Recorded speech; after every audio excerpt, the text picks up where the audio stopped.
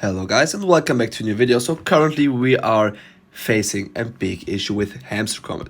So if I click here in Telegram to the Hamster Kombat and then I want to play the game, and then as you're going to see here, it loads and it looks normal, but then we are going to see that on the top it says request error, unable to log in, please reload minimap.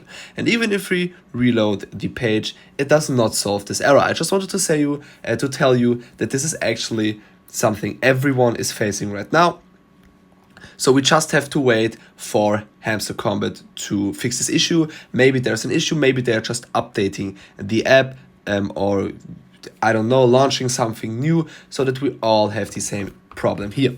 So basically, this video is about just telling to you that it's normal. We have to wait, we have to stay tuned and stay tuned for more updates from Hamster Kombat on their official channels on Telegram, YouTube or X. They're surely going to tell you what is going on right now as soon as possible. So thanks for watching this video. I hope it was a bit helpful. If it was, make sure to subscribe to the channel, leave a like on this video, and thanks a lot for watching. Bye bye.